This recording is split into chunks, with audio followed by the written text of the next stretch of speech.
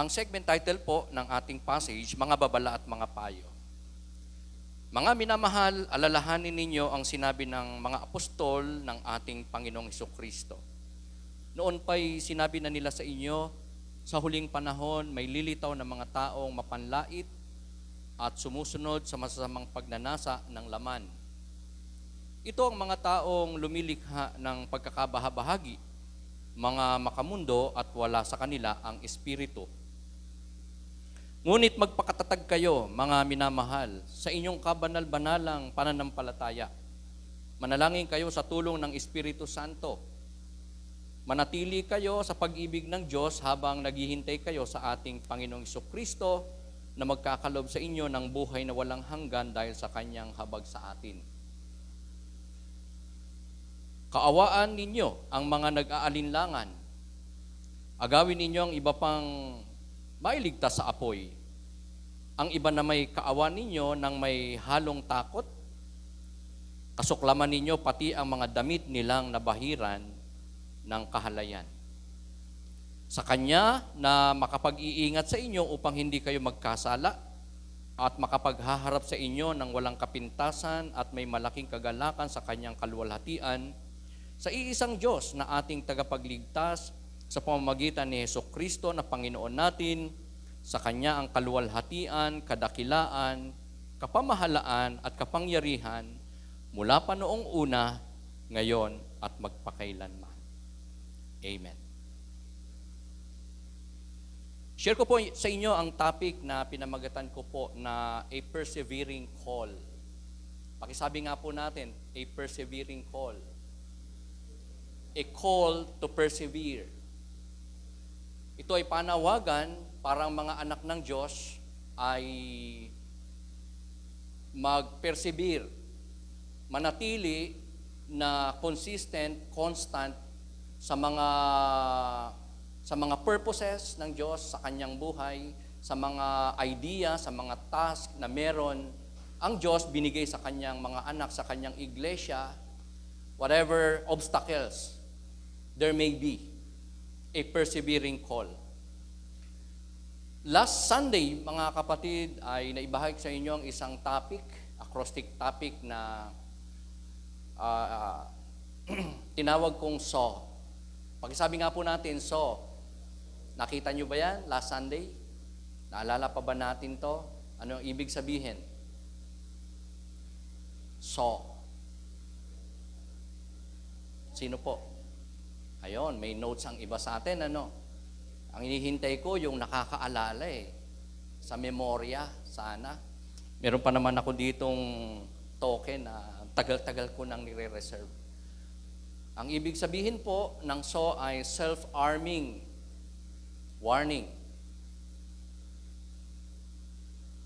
Isang mensahe na nagbibigay babala o nagli-lead sa mga lingkod ng Diyos na maging handa sa mga nangyayari na at the moment sa kanilang mga buhay, sa kanilang kalagitnaan. Yan ay sa Jude 1-7 at may acrostic points din po tayo last Sunday. Maganda to para sa mga absent. Sabi sa katabi mo, makinig ka kung absent ka. Okay? Ito yung ating naging feeding last Sunday. Set. Natatandaan nyo ba ang ibig sabihin ng set? Okay? Na tayo po, pinaghahanda, minensahihan din ni Jude para ano? Para ipabati, ipaalala na tayo ay mga sundalo ng Panginoon. Amen? At meron tayong kaaway, hindi lamang si Satan, ang kasalanan, ang tukso, kundi at that time na sinulat ito ni Jude, ang kaaway nila na pangunahin ay ang mga false teachers, mga false Christians na nakapasok na sa simbahan at patuloy pong pinapasok hindi lamang ang mga iglesia ng Diyos, maging ang mga tahanan. And the last is that ipinahayag ni Jude sa mga anak ng Diyos that they are destined to triumph. They are predestinated na magtagumpay at ito'y kailangan nilang pagsumakitan sa buhay, whatever the cost, anuman ang maging hindrances, o presyong nakataya, kailangang mapagtagumpayan ang mga kaaway, ang gawa ng dyablo, at ang sanlibutan sa kanilang mga kalagitnaan at buhay. Supposedly, ang atin pong preaching today will be covering verse 8 to 16. Pero hindi na po natin yan dadaanan because didiretso tayo sa pinaka-importante po na bahagi ng aklat ni Jude.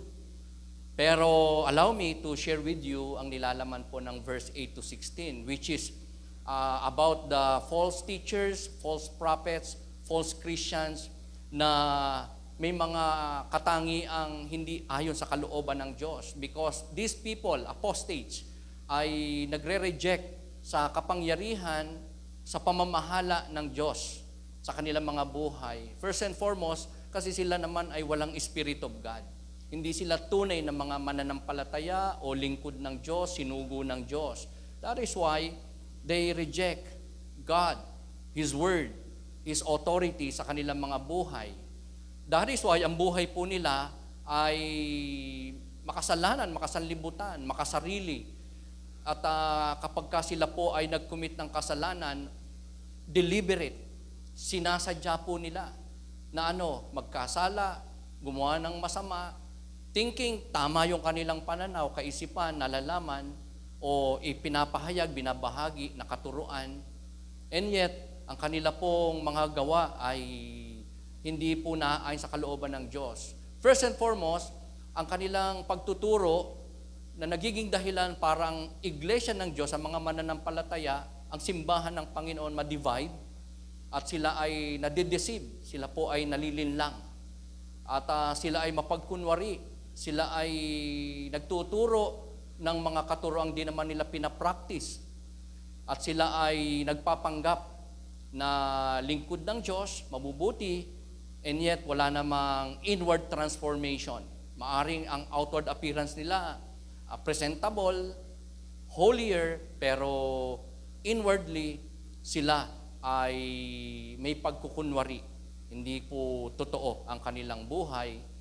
At sila ay hinatulan ng Diyos na ang mga ganong klaseng tao, isang araw ay hahatulan ang Panginoon. Hindi lamang ma-expose, hindi lamang magsasuffer in their life here on earth, kundi isang araw, hahatulan ng Diyos. Ibubulid ng Panginoon ang mga kaluluwa sa dagat-dagatang apoy dahil hindi sila tunay na mananampalataya at lingkod ng Panginoon. So on this topic that I'll be sharing with you today, na pinamagatan ko in acrostic na APC, a persevering call. Yung 4 na instructions na dapat sundin ng mga mananampalataya in the time of Jude as well as in our lives in this modern time para tayo ay manatili na constant sa purposes ng Diyos, sa ideals ng Diyos, sa mga task na binibigay ng Diyos sa atin para maging matatag tayo, hindi lamang sa mga tukso, kasalanan, pagsubok, kahirapan ng buhay, manapa, ay sa mga laganap din naman na mga maling aral, mga bulaang tagapagturo sa ating kapanahunan all around us, and somehow baka nakapasok o makakapasok sa iglesia ng ating Panginoon. So, what are the 4 instructions to follow if we want to persevere and stand firm against the apostates? Ang una po ay to recall the word. Pakisabi nga po natin, recall the word. If I may read sa English naman, ito po yung nakasulat. But dear friends, remember what the apostles of our Lord Jesus Christ foretold. They said to you, in the last times, there will be scoffers. Ang ibig sabihin po ng scoffers ay manunukso o manlilibak. Sila yung mga hindi totoong lingkod o mananampalataya ng ating Panginoon. Who will follow their own ungodly desires? These are the people who divide you, who follow mere natural instincts and do not have the Spirit. So, this point tells us to follow the message of Jude in the early saints na alalahanin, tandaan, i-recall ang mga salita ng Diyos, kanyang pinahayag sa kanyang mga apostol, sa kanyang mga alagad, sa kanyang mga lingkod, sa pamagitan ni Kristo in the time of the apostles, na naturuan ng ating Panginoon. At hindi lang nila nakita at nakasama, kundi sinugo ng Panginoong Jesucristo para magbahagi ng mabuting balita, the good news of salvation. Ang mabuting balita sa ikaliligtas ng kaluluwa ng tao. Because during that time, iba-iba at marami pong paniniwala about salvation. Pero ito po ay mga taong tinuro ng Panginoon at nagpahayag po sa kanila ng maraming katuruan ni Kristo, mga katotohanan, parang tao maligtas, mapatawad sa kanyang mga pagkakasala. Ito ang isang paraan para ang mga anak ng Diyos in the time of Jude as well as in our time ay maging persevering, maging matatag, hindi lamang sa mga kasamang pagsubok, kundi sa mga maling aral, maling katuruan na ipinapahayag inside and outside the church. All around us, sa TV, sa mga paseyo, sa mga liwasan, sa mga activities, sa mga iba't ibang activity ng mga tao, integrated ang pagtuturo. Pero hindi lahat ng itinuturo sa mga pagtitipong ito ay tunay na katuruan ng ating Panginoon. There are false teachings.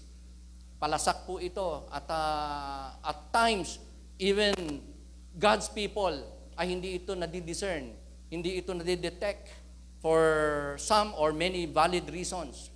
Pero we need to go back to the Word of God upang tayo po ay maging matatag, upang tayo po hindi malinlang at madeceive. Sininsay muli ni Jude ang mga katuruan like Apostle Peter, Paul, si Apostle John, na mga alagad ng ating Panginoon na ginamit niya para maisulat ang kanyang mensahe, ang kanyang salita. At ito ay pangunahin na tumutukoy sa mga mockers na ang layunin, wasakin ang iglesia o gawain ng Panginoon. Dinlangin ang mga mananampalataya, madala palayo sa Panginoon, madala sa mga gawi, activities, kaisipan, pananaw, decision making na hindi ayon sa salita at kalooban ng ating Panginoon. Kaya sa ating kalagitnaan, meron tayong aral na importanteng hindi lang maalala today, kundi palagi po na magawa na tayo po ay maging discerning sa mga iba't ibang klaseng turo, mangangaral, kapahayagan na naririnig po natin, na ibabahagi po sa atin. We need to discern kung ano ang kalooban ng Diyos, kung ano ang totoo between soulless ministry and spiritual ministry. Pakisabi nga po natin, soulless ministry. Ito ay tumutukoy sa isang ministeryo ng isang tao o mangangaral, tagapagturo na nakasentro sa tao, hindi Diyos ang namamagnify, nag-glorified, kundi tao, sarili, o ang sanlibutan, ang ibang mga bagay, at ang hatid nito kadalasan ay entertainment. Nililibang lang ang mga tao, pinapasaya, pinapatingkel lang ang pandinig o ang tenga, o binibigay lang ang gustong marinig, puro masasaya, magaganda. At kadalasan, ang hatid lang ng mga soulless ministry o soul ministry o minister ay intellectual education. Makapagbigay lang ng karunungan, dagdag na kaalaman. Pero hindi ito nangangahulugan ng inward transformation, ng salvation, o ng pagkapuspos ng Espiritu Santo sa buhay ng isang tao. Unlike spiritual ministry na God-edifying, ang namamagnify first and foremost ay ang Diyos, hindi sa preacher, hindi sa pastor, hindi sa leader, hindi sa tao napupunta ang glory o nasisentro ang lahat ng mga katuruan o kaluwalhatian, karangalan, papuri, kundi sa Diyos.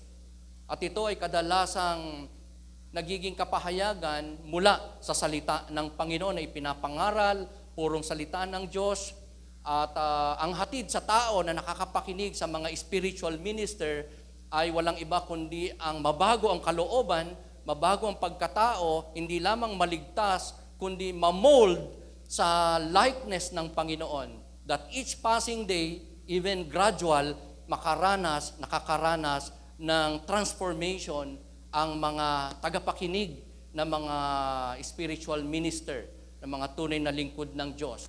Ang mga tao, from time to time, day after day, even gradually, ay nagiging mas kagaya ng ating Panginoon. Gumagaya, nag-i-imitate, nagiging kawangis ng ating pong Panginoon Kristo.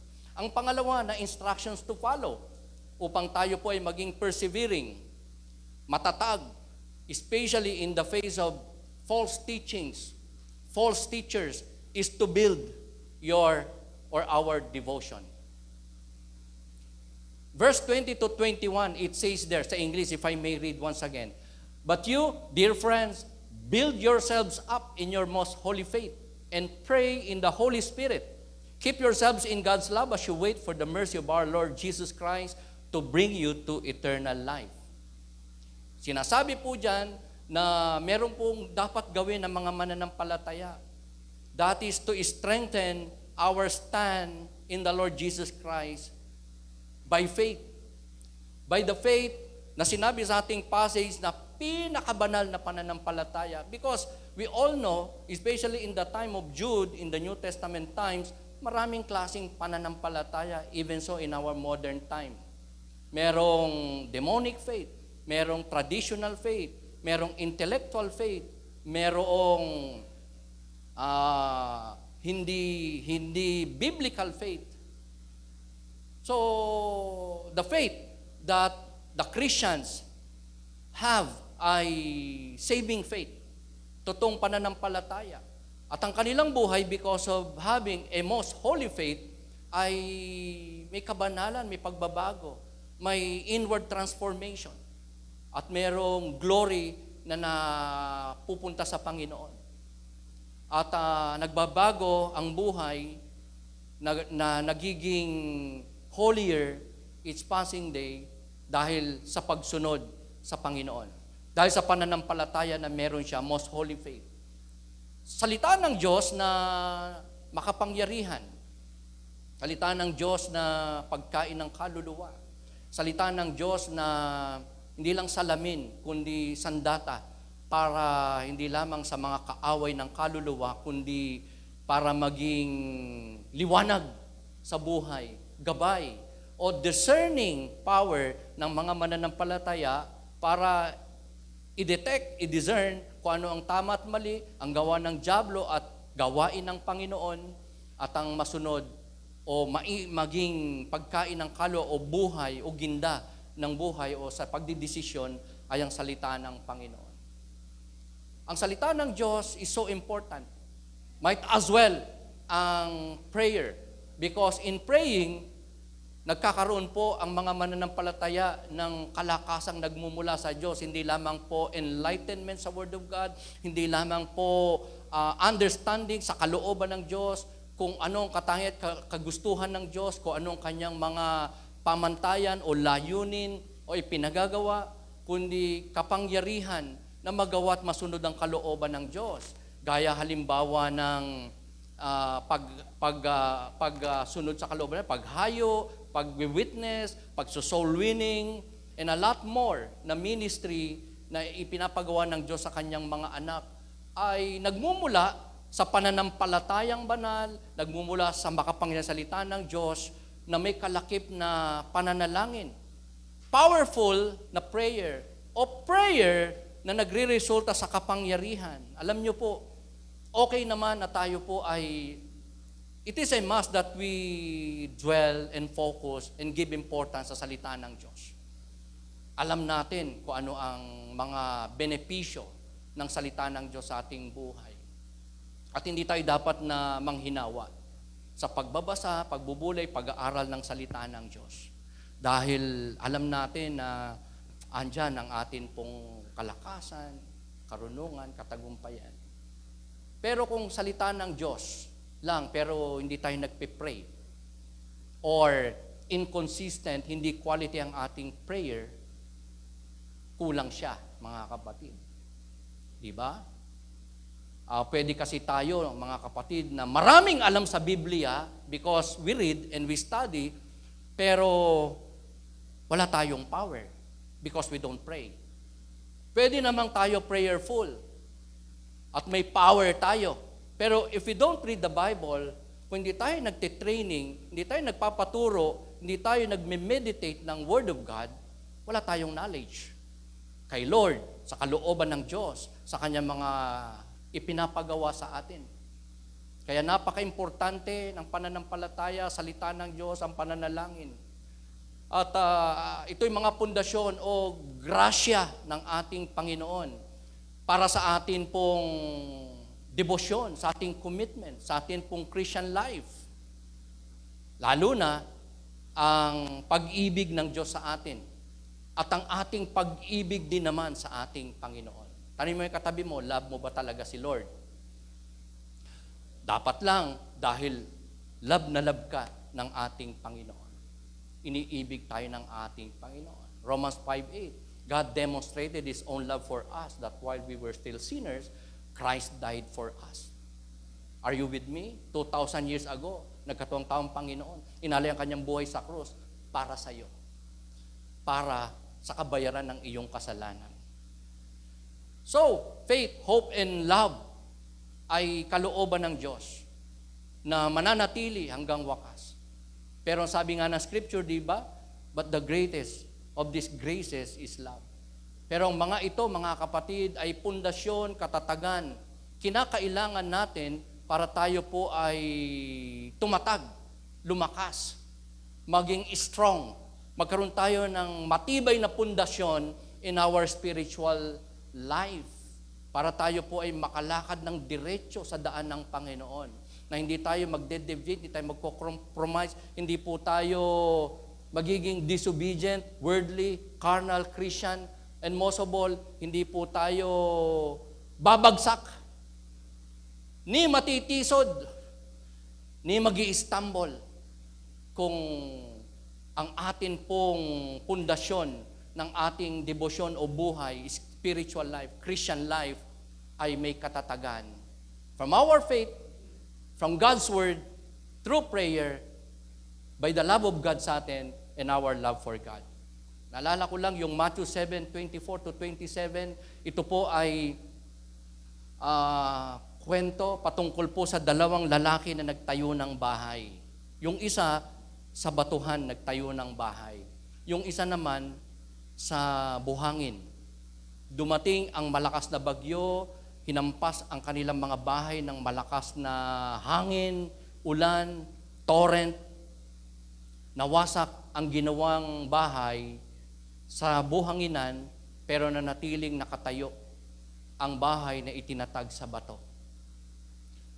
Ang sabi po sa parable na yan, ang mga nakikinig ng salita ng Diyos ay may katatagan sa buhay. May kalakasan, may katagumpayan kay Kristo. Gaya ng lalaki nagtayo ng bahay sa batuhan, on that rock, na walang iba kundi ang Panginoon. Lalaki nagtayo ng kanyang bahay, namuhay sa salita ng Diyos. Hindi lamang nakinig, kundi nagsagawa ng salita ng Diyos, tumalima sa salita ng Diyos, sa utos ng Diyos, ay naging matatag sa kanyang buhay. Hindi nagiba ang kanyang bahay. Sa Matthew 7:21, sabi doon, hindi lahat ng nagsasabing Panginoon, Panginoon, tumatawag sa pangalan ng Ama ay maliligtas. Kundi yun lamang mga sumusunod at tumatalima sa salita ng Diyos. Kaya mga kapatid, it's so important that we know the instructions of God through His Word sa leading, enlightenment, teaching ng Holy Spirit sa ating mga buhay bilang mga mananampalataya. And the third na dapat nating sundin na instruction for us to be persevering, for us to be standing firm, especially sa harap ng mga maling turo, tagapagturo, is to practice spiritual insight. Pakisabi nga po natin, practice spiritual insight. 1, 2, and 3. Because if I may read, verse 22 to 23, Sabi po doon sa English, be merciful to those who doubt. Save others by snatching them from the fire. To others, show mercy mixed with fear, hating even the clothing is stained by corrupted flesh. So si Jude, mga kapatid, on this passage ay nagpayag ng instruction galing sa Diyos, galing sa Panginoon Jesucristo na dapat silang mag-exercise ng keen spiritual discernment o insight o understanding. Dapat silang maging perceptive ng mga mananampalataya. Dapat very keen and so sensitive ang kanilang mga perceptivity na sila ay may unawa o madali nilang maunawaan ng kalooban ng Diyos, ang gustong mangyari ng Panginoon, ang ipinapagawa ng Panginoon. Sa ating passage ay may dinescribe si Jude na 3 klase ng tao na dapat tulungan. Ito, una ay yung mga wavering. Pakisabi nga po natin, the wavering. Sila yung mga unstable, ang kaluluwa, ang pananampalataya. Bakit? Kasi hindi sila grounded sa pananampalataya, dulot ng kaalaman sa salita ng Diyos. Kaya may immaturity sila. Sila ay mga dissatisfied, discontented, most of the time, murmurers, complainers. May immaturity. Nag-waver. Sila yung mga tinutukoy sa Scripture na parang ipa, na madaling tangayin ng hangin, madaling mapaniwala, madaling malinlang, madaling magalit, maging emotional, madaling maapektuhan ng nakikita, ng naririnig, ng nararanasan in life. Lalo na pagka mga negatibo na mga pangyayari ay nagiging sour. Nagwe-waver ang kanyang faith. Siya ay unpredictable. Hindi siya maaasahan. Dahil siya ay pabago-bago ng isip. The wavering. Ang pangalawa na klase ng taong dapat na abutin, suportahan, nangangailangan ng spiritual help as they need it, are those people who have left the fellowship. Yung mga miyembro o mananampalataya na hindi na nagsisimba, even yung mga on and off, o kaya talagang lumipat na ng ibang simbahan na hindi naman ayon sa banal na kasulatan at turo ng Panginoon ang mga ipinapakain sa mga parishioner. Sila yung mga ignorant sa kalooban ng Diyos. Kaya umalis sa gawain ng Panginoon. Unstable believers na hindi magandang kalagayan at the moment dahil nasa sanlibutan na sila. Wala na sila sa loob ng gawain ng Panginoon, ng kalooban ng Panginoon, ng iglesia ng Panginoon. Kaya nga si Apostol Pablo may sinabi noon na sa kalipunan ng mga mananampalataya during his time, may mga kasama sila sa iglesia na ibinigay na nila kay Satanas. Dahil nga po, hindi lang on and off, lumabas na. At going out of the church, being with the people of the world is the same as na kay Satanas. Because ang mundo ay pinamamahalaan ni Satanas. In bondage to sin and Satan. Kaya ang isang member ng church, believer, lumabas, nawala, nag-backslide, tumigil, hindi na nagsisimba, hindi nakipag-fellowship. O may pinuntahang church pero ang turo naman ay hindi ayon sa kalooban ng Diyos. Puro, hindi lamang elementary teaching, kundi mga pagkaing espiritual na hindi po truly nakakabusog, nakaka-edify sa Diyos at sa tao at hindi nagiging dahilan para matransform ang kaluluwa. Ignorant and unstable believers ang mga lumalabas ng church. And they need help. Sabi diyan, sa ating passage, they need to be snatched out of the fire. Bakit, mga kapatid? Kasi,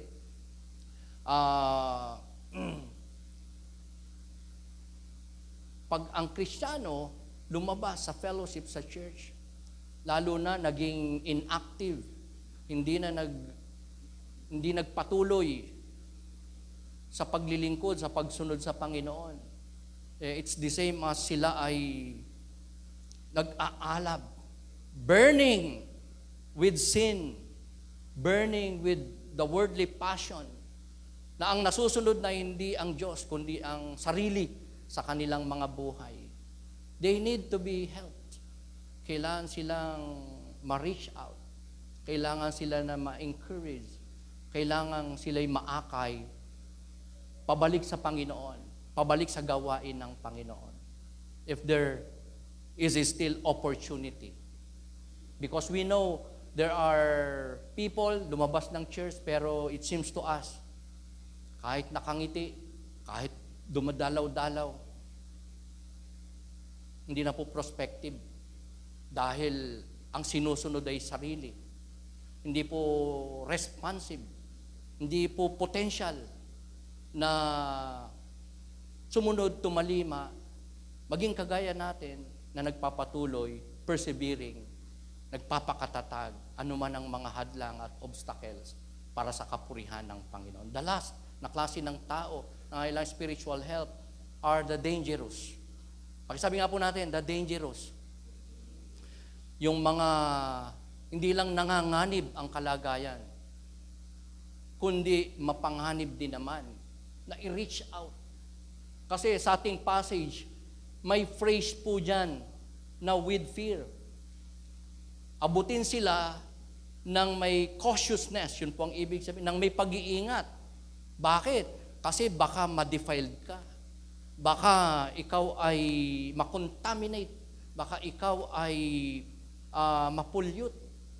Marami pong ganyan.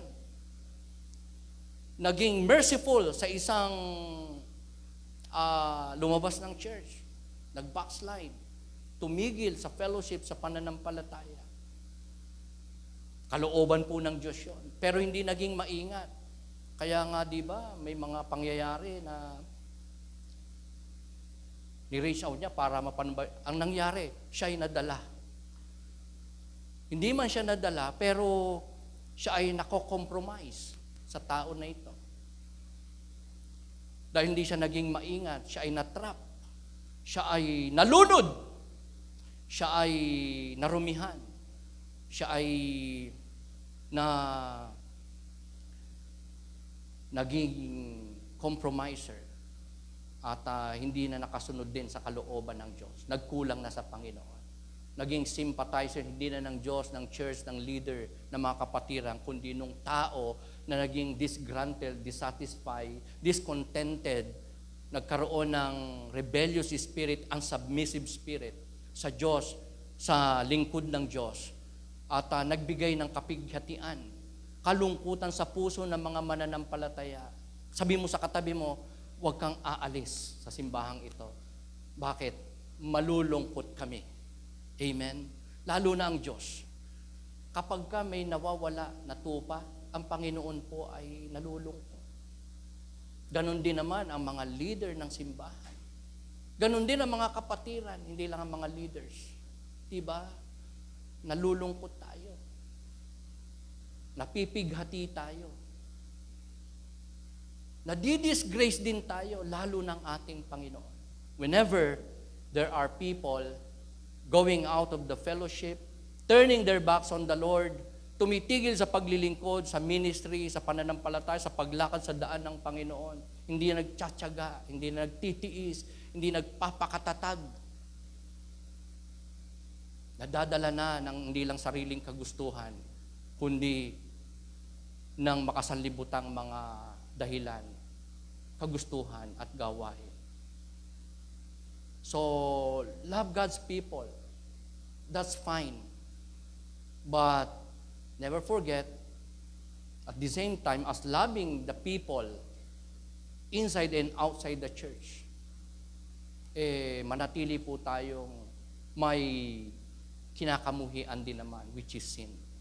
Na hindi tayo mag-agree, hindi tayo magko-compromise. Hindi natin sasabihin sa isang tao na lumabas ng simba, okay, sige, okay lang.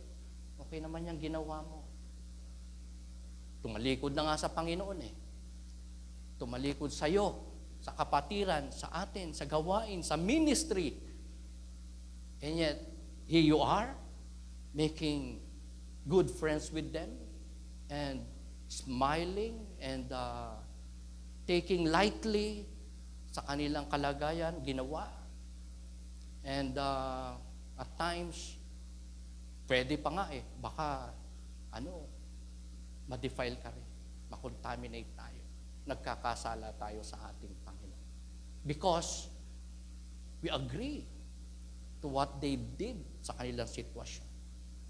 So, we love God's people. Pero, never ever forget to the sin that they were doing, to the sin that they have done. Dahil yan po ay dapat masettle before God and before God's people.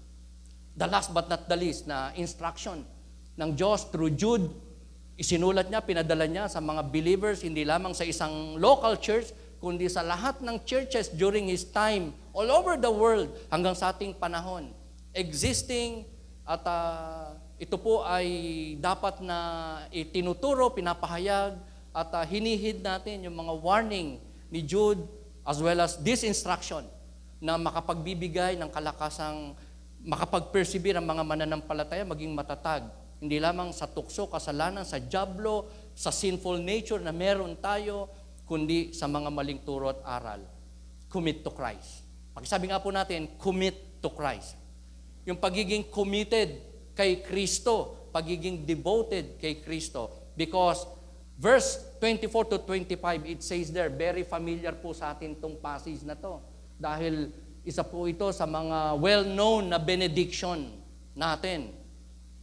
Sabi po doon, to Him who is able to keep you from stumbling and to present you before His glorious presence without fault and with great joy, to the only God, our Savior, be glory, majesty, power, and authority through Jesus Christ our Lord, before all ages, now and forever. Amen. Uwian na. Benediction na Amen po ba? Kung natin tapusin. Wag naman. Di ba? Bitin. Tsaka 38 minutes pa lang ako. May 17 minutes pa. Okay. Tuloy po natin.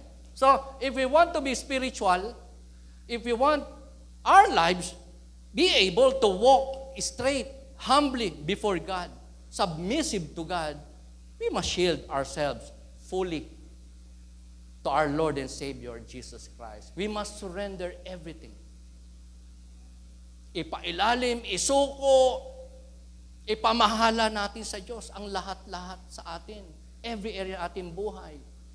Time natin, possessions natin, trabaho natin, negosyo natin, hobbies natin, pag-aaral natin, pagkain natin, pagtulog natin, pagbangon natin.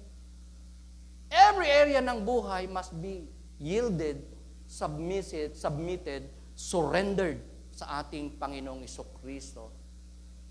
Sa ganyang parang po tayo, maaari maging matatag in the faith kay Kristo. Yan po ang magdadala sa atin para ma-overcome natin ang anumang mga matitinding pagsubok, hadlang sa ating buhay in serving our God, in doing His will. Dahil hindi madali. Pero may paraan at sikreto para madali po nating magagawa. Masecure po natin ang isang magandang kalalagayan before God.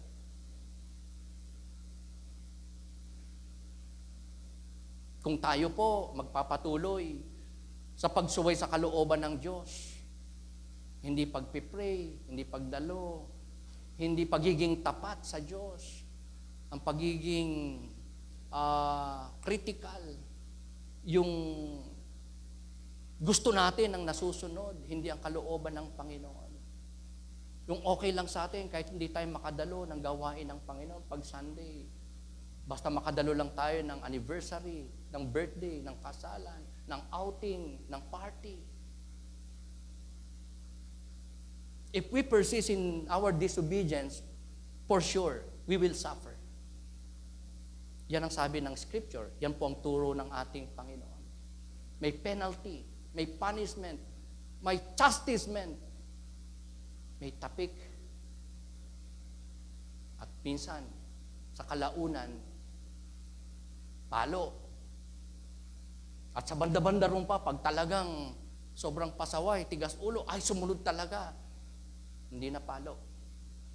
Bambo. Urang. Amen. Kaya nga may mga tunay na Kristiyano namamatay ng maaga.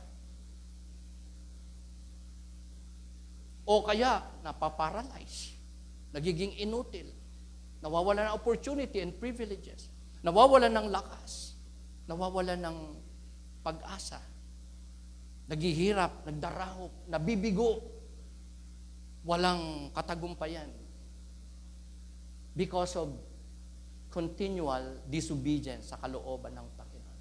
Pero, on the other hand, if God's people ay obedient sa kalooban ng Diyos, hindi lang niya makikita ang glory ng Panginoon, ang majesty ng Panginoon, ang pamamahala ng Panginoon, ang kapangyarihan ng Diyos sa kanyang buhay, sa iyong buhay, kundi ang Diyos po ay napapaluguran, nalulwalhati, sumasaya, at nagiging deliberate. So, hindi lang timely, kundi nakakalunod ng mga pagpapala at kabutihan ang nararanasan sa Panginoon.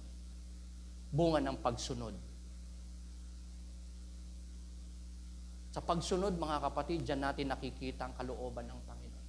Diyan natin napapatunayan na totoo pala ang turo ng Panginoon.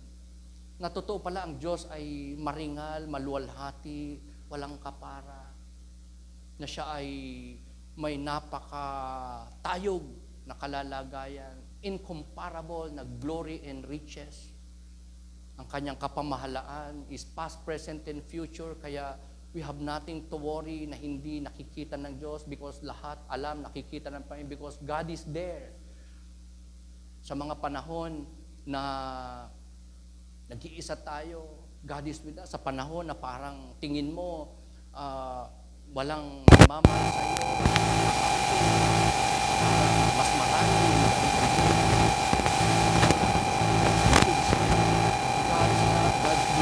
God's power, God is at work because you have the Spirit. You have God within you because you have a true believer, servant. Kaya mga kapatid, at this topic na pinamagutan ko po na a call to persevere, a persevering call, ang emphasis at proposition kung gagamitin ko is the same na mga vital points, topics na isinyer ko po sa inyo today. Sino po nakakaalala sa atin? Nakatanda, nagsulat, nag-take down ng ating acrostic topic today. APC. Armored Personnel Carrier. APC. Tangke po yan, mga kapatid. Yung APC. Pero hindi po yun ang tinutukoy ko sa ating a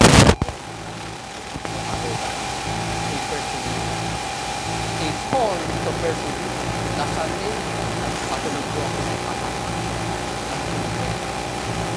Because siya po ang mensahe ng Diyos. For God's people to be armed, to be alive, to be watched, to be prepared, to be equipped. Dahil aside from sin, temptation, the wiles of the devil, the enemy, Satan, ang mga kampo niya ay pasok ng pasok sa gawain ng Panginoon. Nasa loob na ng iglesia ng Panginoon at tahanan ng mga mananampalataya. Marami na ang nag-divide at church. Marami ang nag-divide sa maling turo. Kaya may panawagan si Jude, mag-persevere, magpakatatag, marapat ang mga pananampalataya. Ayun, na-acrostic points natin, ito po ang nakahanda. 4 lang naman po yan. Bukod kay Sister May, na alam yung 4. Sino po? RTW, ready to wear. BYD, build your dream. Kotse. PSI, panukat po yung PSI. Per square inch. CTC. Dalawa yan. Napakapamoso na acrostic dream. CTC. Una,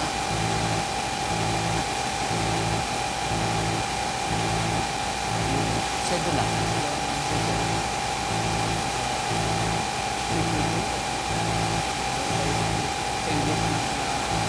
CTC. Pero tinutuloy ko pong CTC, yung napaka-famous na CTC. Certified True Hack. CTC. Alam niyo, paggamit natin ng CTC, nagbibigyan po natin ng hindi lamang madaling pagkaalala sa mga tinuturang Panginoon natin, kundi mag-din ng illustration ng dinig ang makakagawa sa atin. Because all these acrostic words,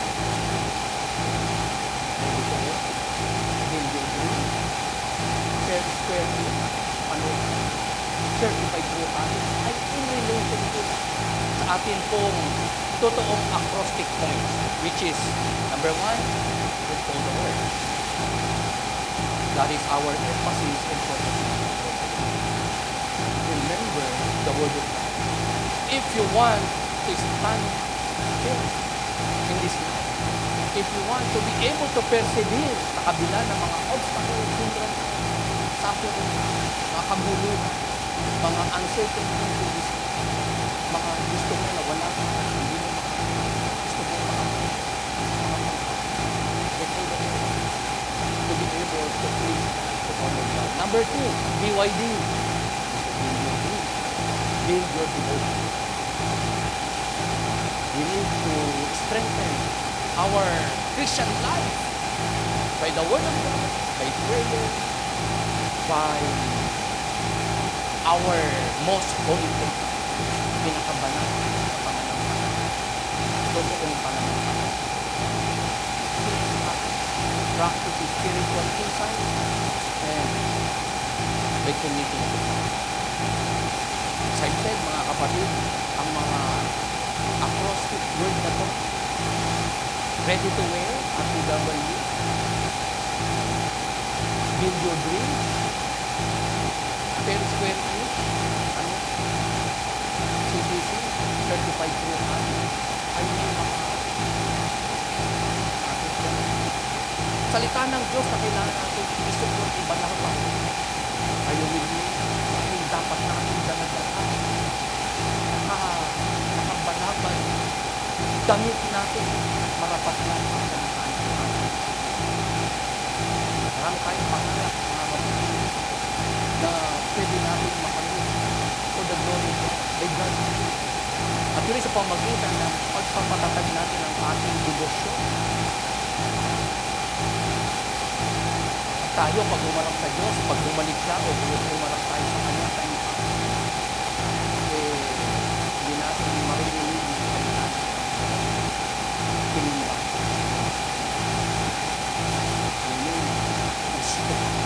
Kompleto ka. Perfecto ka na. Because of the grace. Sa pagharap natin sa Panginoon, wala na siyang makikita na spot o wrinkle o blame o kulang. Dahil tayo ay dinalisin ng sapat ang ating pong accounting, sapat ang ating pong present, sapat ang ating nagawa in this life, sapat ang ating weight before then maging kagaya na tayo parang dokumento na siyang siya ng original, kamukhang kamukha ng Panginoon. Kita naman sa Panginoon. certified true prophet. Because God is partner for His people. Diba? Sabi ni Apostol Pablo, imitate me as I imitate Christ. So, people of God should be imitating. Kaya ang utos ng Diyos, nais ng Diyos, siya.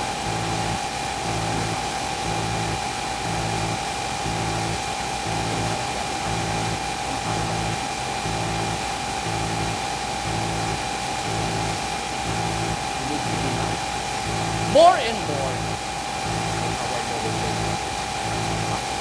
as we commit, as we obey Him, as we build our Lord. That's right. Tayo po ay nalangin, tayo po ay pasalamat sa Diyos, tayo po ay magpakumbas sa ating Panginoon. Tayo po ay muli manumbalik sa ating Panginoon. Sa Diyos natin, mga kapatid, na hindi lamang po nagkalog sa atin na buhay, kasiyasiyang buhay, yung buhay na walang hanggan, buhay ng this world, hindi po niya hindi nasusunod, hindi nakakalimutan. Dahil ang kanya pong investment sa buhay ng kanyang mga anak ay ang dugo ni Kristo at isa-isa ang kanyang anak na at meron siyang binigay na selyo na kanya sa buhay ng mga mananampalataya. Pagkahan. Kaya, ano man ang pinagdadaanan natin,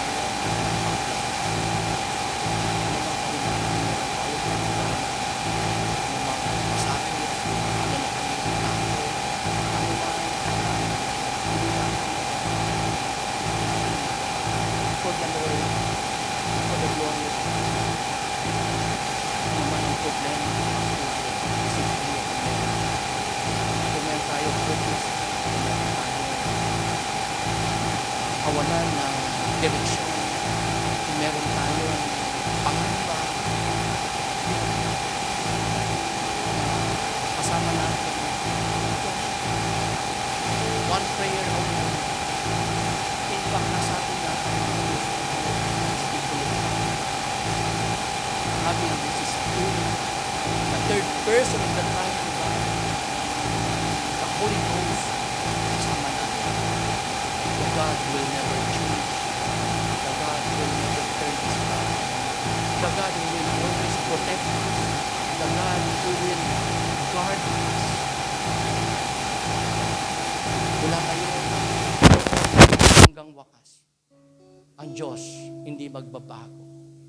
Natiling tapat, mabuti, mapagpala, maaasahan, sapagkat siya ay mahabagin, siya ay maibigin, siya po ay tapat, siya ay makapangyarihan, siya ay nagmamahal ng lubos sa kanyang mga anak, sa kanyang mga tinubos. Sa lahat ng sa kanya, sumasampalataya, nagtitiwala, umaasa, dumudulog, nagpapakumbaba, nagkukumit ng sarili ng lahat-lahat sa Kanya. Our Heavenly Father, we thank You for Your grace and mercy upon us. Choosing us, calling us, saving us spiritually, giving us understanding sa Inyo pong salita, mensahe, kalooban. Giving us the strength to walk in Your ways. Giving us our needs in this life. Even if hindi Niyo po kinakatagpo pa until now ang mga matagal na naming kahilip panalangin, kayo po'y sapat sa aming mga buhay. Ang inyo pong spiritual riches, glory, salvation, sapat. Higit sa anumang bagay, yaman, kasaganaan, kaligayahan sa mundong ito. Ang inyong pagliligtas, ang inyong kaligtasan, ang buhay na walang hanggan, ang katiyakan ng aming pagpasok sa inyong bosom, kaharian, time comes. And to be with You forever and ever. Sa inyong paraiso, may completeness, may purity, may fulfillment, may victory, may kadalisayan. At nasa amin ang lahat ng meron kayo, imparting to us what you have, everything you have, our Lord and Savior, Jesus Christ.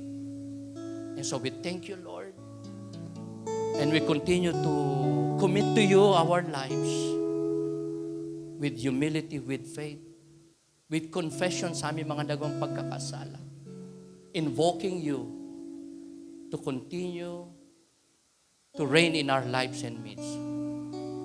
Continue, Father, to allow us to experience your sweet and awesome presence, your goodness, your kindness, your blessings, your victory, your mercy and love unto us, upang kami po'y maging matatag, malakas, persevering sa mundong ito, puno ng mga kasipayuan, kakulangan, pagsubok, hadlang, pagkabigo, discouragement, disappointments. And even so, ang panghihina. But you are here with us, in our midst, in our lives, hindi magkukulang. Sagana ang pagmamahal, may kakayanan, nadalin kami sa finish line. And that is the end of everything, the end of our lives. And that is to be with you, to be blessed and victorious with you in your kingdom. There beyond the blues time comes with glory, honor, power, and might by the glory of God. Salamat po. We commit to you everything with faith, humility, dependence, trust, and thanksgiving unto our most high God, the wise God, the one true and triune God. And all this, we pray in the name of your Son, Jesus Christ, and we say amen. Glory to our God. Palakpan po natin ating Panginoon. Let's sing this song for the Lord.